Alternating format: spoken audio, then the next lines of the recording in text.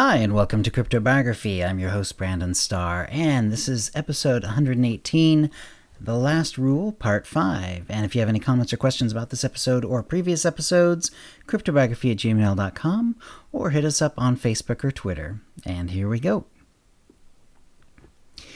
I waited until the next morning to go to the vault. I only had a few hours of daylight left the day before, and I wanted to consider everything before going there. Frankly, I didn't know what I needed to see the vault for, really. I suppose it would be thoroughness, though perhaps there would be clues there I could pick up. A runner came and gave me several reports. I learned not much new about the woman or her lover. There was a forensics report from Vault 414, which I read closely, but with diminishing excitement. No DNA, no fingerprints, no clear indication of who did it. But then I knew who had done it. She had as good as told me with that scrap of paper. I slept surprisingly well. It must have been due to the long journey. I'm sure I would be jet-lagged at some point, but that could be ignored for now. The trip out to Vault 414 took less than half an hour. It was out, after the first few minutes, on a single-lane dirt road that looked like it had no traffic on it, yet was well-maintained. I knew instinctively why. At a wide spot on the road, we got out and had to hike with no clear trail about a mile. Karathag really wanted this out of the way. There was a good-sized fence with a lot of warning signs on it. There was also a gate. The gate had very obvious surveillance set up to view it, which would have the effect of deterring most unwanted visitors. The fence itself also had cameras atop it regularly. This would have been intimidating to any trespasser, especially as the signs indicated that it was government property and entry was forbidden on pain of torture and death. Yes, torture and death, both.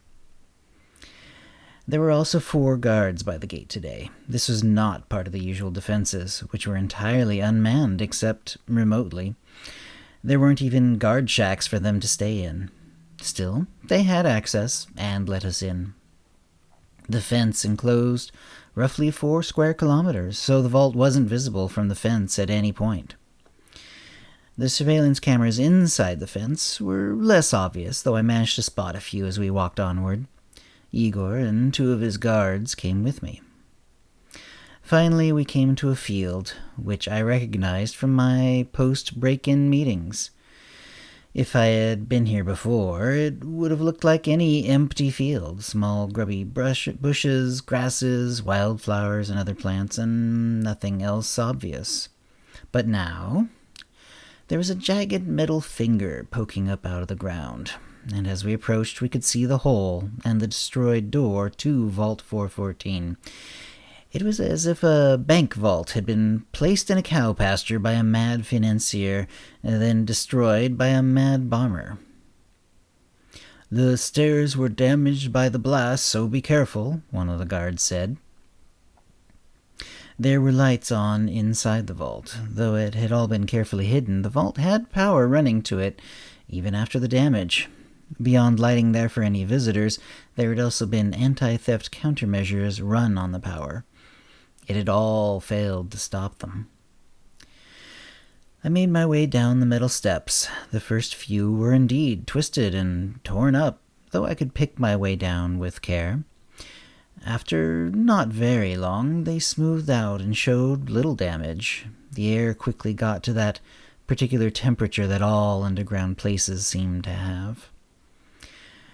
The stairs ended after a good long time with a short hallway ending in a door, which had been blown open in a separate explosion.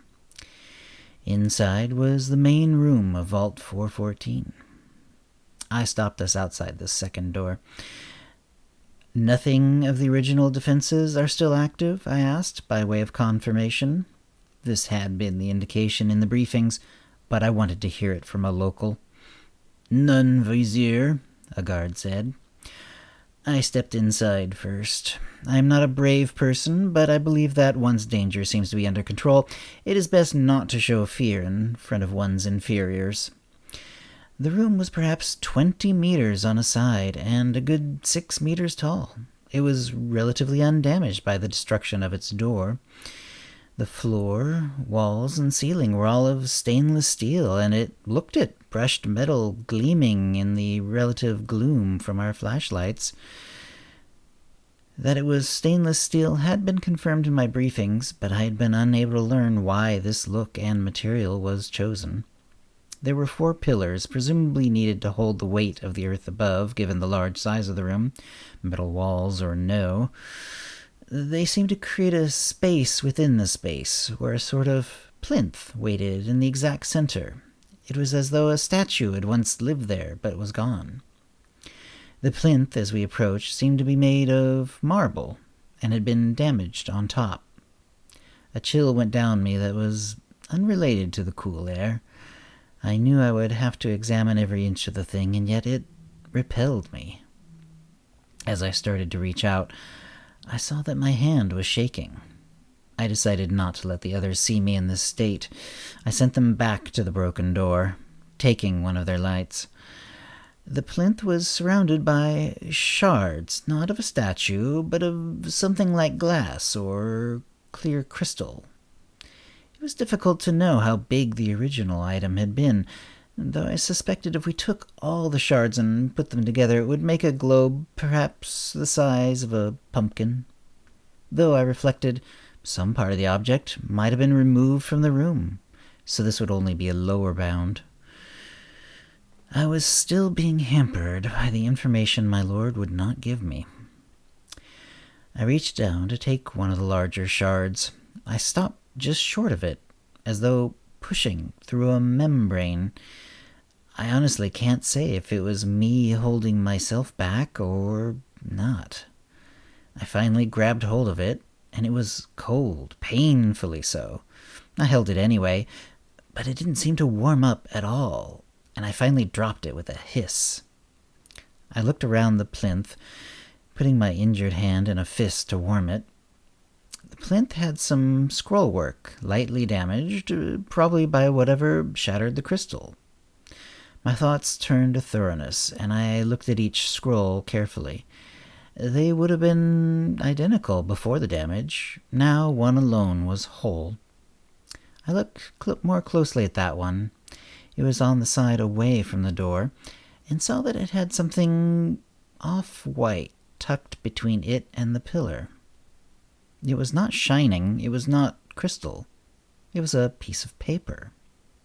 Why it was not found by the forensics team, I could not say. I took it out from its place, careful not to show its existence to anyone at the door. I didn't feel they could be trusted with this. I unfolded it and read, "I have destroyed it. He is no longer immortal. But as long as he lives, magic will oppress the world. Help me kill him before he can make another soul jar." I folded the paper up and put it in my pocket secretly, and then looked at the hand which had held the shard. It was bright red as though burned, and now, knowing the damage, the pain intensified. And that's the story for this week. I hope you enjoyed it. If you have any comments again or questions about this episode or previous episodes, CryptoBiography@gmail.com, or hit us up on Facebook or Twitter. And thanks for listening. Words and music, copyright 2019, CryptoBiography LLC, all rights reserved. Characters and events are fictional, fictionalized, or satirical.